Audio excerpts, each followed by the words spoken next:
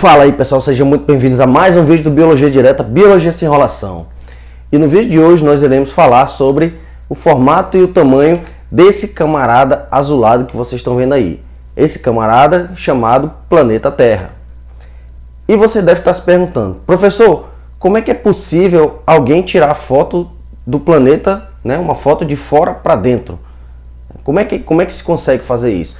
Bom, existem várias formas, mas basicamente você poderia estar lá fora do planeta, né, seja numa estação espacial ou mesmo dentro de uma espaçonave, você poderia tirar essa foto pessoalmente. Ou também você pode fazer de forma remota, né, você estando aqui dentro do planeta e mandando um comando para um satélite que está lá do lado de fora do nosso planeta e ele poderia mandar essas fotos para a gente em tempo real, tá? Então esses satélites, chamados de satélites artificiais, né, porque existem os satélites naturais e os satélites artificiais. A Lua, a nossa Lua, por exemplo, é um exemplo de satélite natural. Um satélite artificial é um objeto elaborado pelos humanos e que orbitam um planeta. Então já surge aí um outro questionamento, né? O que é orbitar um planeta? Bom, na verdade, orbitar ou órbita é, na verdade, a trajetória de um corpo ao redor de um astro. Tá? Como assim? Então, volta aqui para mim. Então, você tem aí o planeta Terra. Em volta do planeta Terra, você tem a Lua.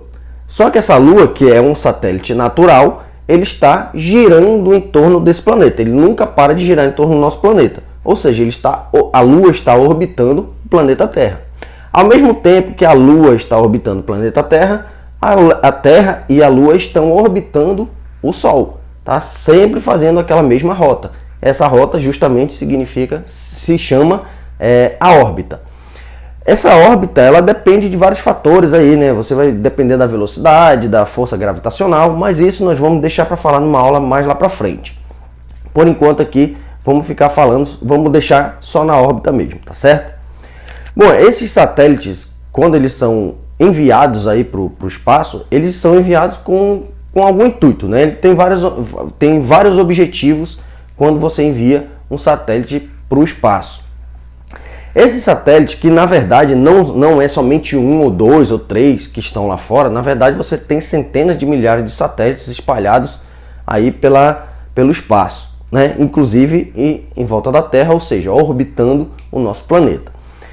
A finalidade desses satélites são várias, né? Podemos citar aqui, por exemplo, alguns de cunho militar, né? Algumas ações militares são baseadas justamente nas informações trazidas por esses satélites. Podemos utilizar aí na forma de melhoramento da transmissão das TVs, da própria transmissão da telefonia. E hoje muita gente está utilizando um aparelho, né, de orientação chamado GPS. Então esse GPS ele é orientado justamente pelas informações trazidas lá pelos satélites que estão orbitando o nosso planeta. Esses satélites eles têm uma vida útil pré-determinada, né? Então eles estão ali fazendo a função deles. Quando aquela função deles termina, quando surge uma nova tecnologia, por exemplo, eles são meio que deixados de lado, né? E muitas das vezes esses satélites nem são resgatados, eles já ficam perdidos por lá mesmo, por fora, na órbita da Terra. E inclusive esses satélites que não estão mais em funcionamento, nós damos o nome de lixo espacial. E esse lixo espacial ele pode ser prejudicial para outras características, outras funções lá fora, né? Então imagina aí que você tem um satélite orbitando a Terra que não está mais em funcionamento. Esse satélite pode vir a colidir com outro satélite que esteja em funcionamento. Ou mesmo ele pode colidir com uma espaçonave, né, que está fazendo uma viagem fora do nosso planeta. Então esse lixo espacial ele é muito prejudicial. Existe também até uma união de vários países que eles estão criando uma forma de poder resgatar, de fazer uma certa limpeza aí nesse espaço. Tá bom? Aí nessa imagem você consegue ver basicamente dois satélites bem diferentes, né? Esse satélite na figura de cima é um satélite que é utilizado hoje em dia, né? Já tem uma alta tecnologia, já consegue permanecer funcionando a própria estrutura, né? Então ele consegue gerar sua própria energia através dos painéis solares e assim sucessivamente. Nessa foto daí de baixo é uma foto do primeiro satélite que entrou em órbita já conhecido, né? Esse daí foi lançado lá no ano de 1957 pela antiga União Soviética e o nome dele era Sputnik 1. Bom, e qual é a forma da Terra? Bom, como eu disse para vocês, existem basicamente duas ideias, né? Existe a ideia da Terra plana e a ideia da Terra circular. Mas na verdade a Terra não é circular, gente. A Terra ela é esférica e também ela não é plana. Eu vou mostrar aqui para vocês ao longo da aula 7 evidências de que a Terra ela não é plana, de que a Terra é esférica, na verdade, né? E essas evidências tem muitas outras além dessas 7, tá? Eu vou mostrar só 7 aqui, mas com essas 7 já dá pra gente ter uma boa conclusão, tirar uma conclusão de que a Terra não é plana, de que a Terra é esférica. Um outro erro muito comum também é das pessoas dizerem que a Terra é circular, né? E na verdade a Terra não é circular. Por que ela não é circular? Vou dar um exemplo aqui para vocês. Quando você faz um círculo, né, nesse papel, você está fazendo o círculo, né? Ou seja, quando você olha esse papel nesse formato, esse círculo desaparece, ele passa a ser plano, né? Ou seja, um formato circular é quando você faz ele numa superfície plana. Então a Terra ela não pode ser circular, porque se você ver ela dessa posição, ela seria plana, tá certo? Então ela é esférica, assim como se fosse uma bola de futebol. Então se você pega aí, vamos imaginar que você pega uma bola de futebol, se você virar a bola por todos os lados, você vai ver que ela continua com o mesmo formato, aquele formato esférico. Então o nosso planeta tem esse formato esférico. Aí nessa imagem você consegue ver um exemplo, né? Se a Terra fosse circular, nós a veríamos dessa forma aí. Tá? Por isso que eu coloquei um xizinho aí para demonstrar que a Terra não é um círculo, a Terra é esférica. Não esqueçam disso. Bom, então vamos para as nossas evidências sobre o formato da Terra. A primeira evidência que eu trago para vocês, conforme você vê aí, são os eclipses lunares. Ou seja, é quando a Terra está entre a Lua e o Sol, tampando aí a iluminação da Lua. Como vocês já devem saber, a Lua é um satélite natural da Terra e que não possui, não gera energia, não gera luz própria. A Lua, para ela poder ficar iluminadinha daquele jeito, ela precisa que o Sol emita luz sobre ela. Só que a Lua só consegue ficar totalmente iluminada quando ela não está sobre a sombra da Terra, como aparece aí na imagem. Nesse caso, você consegue ver que a Terra ela está meio que tampando a luz solar. Então ela está fazendo uma sombra sobre a Lua e isso nós chamamos de eclipse. Nesse caso, eclipse lunar ou eclipse da Lua. Se a Lua continuar seguindo essa órbita, né, ela vai chegar até o outro lado. Se essa Lua ficar entre o Sol e a Terra, a Lua vai fazer uma certa sombra sobre alguma região da Terra. Isso nós vamos chamar de eclipse solar. Né? Então, quando a Lua está entre o Sol e a Terra, você tem o eclipse solar. Agora percebam que a sombra da Terra sobre a Lua é muito maior do que se a Lua estivesse na frente do Sol, né? Porque a Lua tem um tamanho relativamente menor.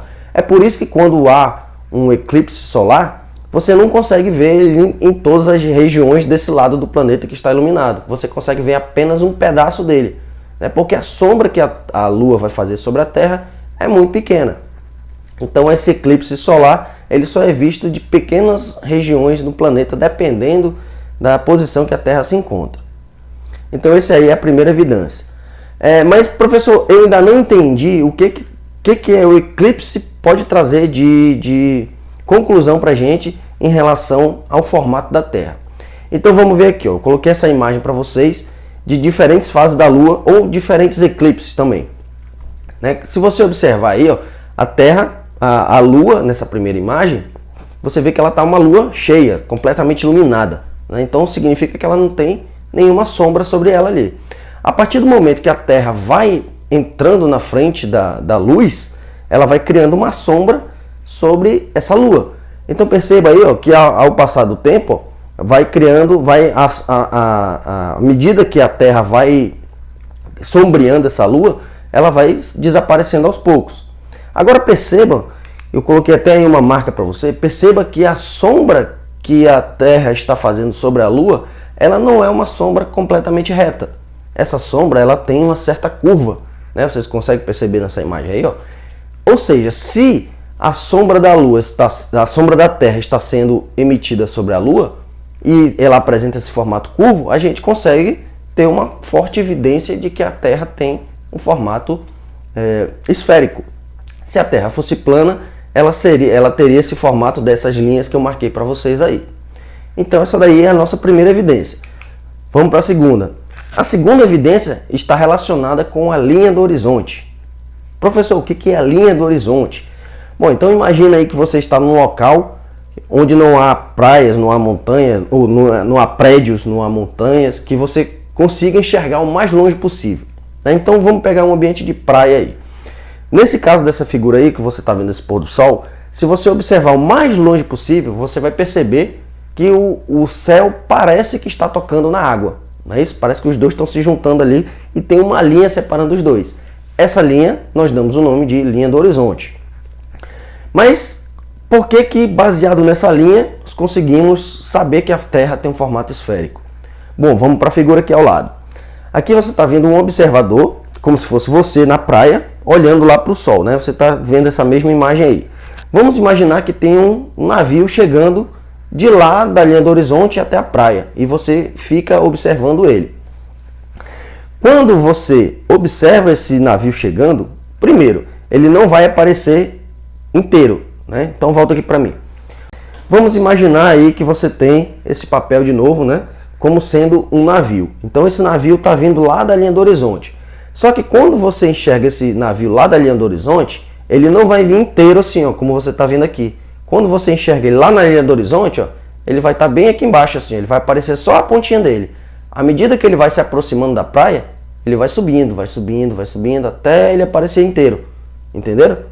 Tá? Então se a Terra fosse plana, esse navio, ele seria, você ia enxergar esse navio se aproximando de você dessa forma, todo inteiro, como ele está aqui.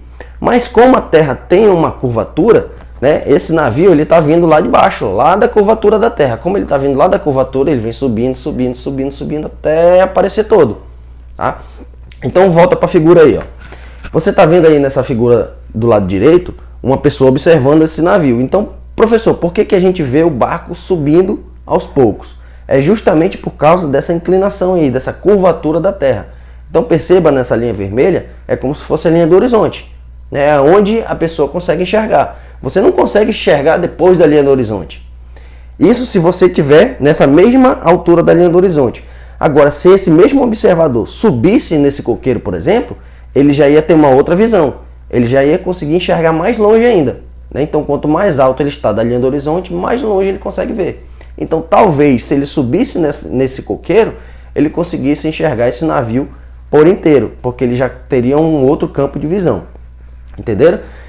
A nossa terceira evidência está relacionada aí com as constelações, né? Então, a gente tem várias constelações, só que algumas delas só conseguem ser vistas no hemisfério norte, outras só podem ser vistas no hemisfério sul, como é o caso dessas duas que nós temos aí. Então aí no hemisfério norte, você só consegue ver, quem está no hemisfério norte consegue ver a constelação chamada de Ursa Menor. Quem está no hemisfério sul consegue enxergar a constelação do Cruzeiro do Sul. Então, por que quem está no hemisfério sul não consegue enxergar a Ursa Menor? É justamente por esse formato da Terra. Então vamos voltar aqui para o papel de novo. Se a Terra fosse plana, né, quem está aqui no hemisfério sul, aqui embaixo, conseguiria ver tudo que está aqui em cima, né? Você está aqui embaixo, não tem nada te atrapalhando aqui em cima. E quem está em cima também ia conseguir ver tudo que está aqui embaixo. Tá? Só que como a Terra tem esse formato, né, esse formato esférico, quem está aqui embaixo não consegue ver o que está aqui em cima, né? Porque você tem essa barreira aqui da curvatura da Terra. Então, quem está no hemisfério sul, aqui embaixo, só consegue ver a constelação do Cruzeiro do Sul, que está aqui embaixo.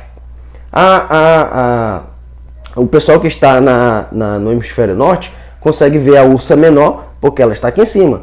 Tá? Então a Terra está girando o tempo todo, só que o hemisfério norte e o hemisfério sul nunca mudam de posição. A Terra está girando em volta dela mesma, em volta do seu próprio eixo. Conforme eu disse, a gente vai ver isso numa próxima aula. Existe uma outra evidência também que está relacionada com a sombra dos objetos. Então, a primeira pessoa a observar isso daí foi um esse filósofo aí que você está vendo, chamado Eratóstenes. Esse filósofo, o que ele percebeu? Ele percebeu que quando ele estava numa cidade chamada Siena, ao chegar no meio-dia solar, né, que é quando o Sol está exatamente em cima da nossa cabeça, ele percebia que esses raios solares eles estavam incidindo diretamente sobre um poço localizado lá, nessa região. Então ele percebia que não tinha nenhuma sombra, né? Não tinha nenhuma sombra justamente porque a luz solar ela estava incidindo diretamente. Quando ele se encontrava em uma outra cidade, lá na cidade de Alexandria, já no outro dia, nesse mesmo horário do meio-dia solar, ele percebia que existia uma sombra diferente lá da cidade de Siena. Lá na cidade de Siena, na verdade, ele nem encontrava essa sombra, e lá na cidade de Alexandria, ele conseguia observar uma sombra justamente no mesmo horário.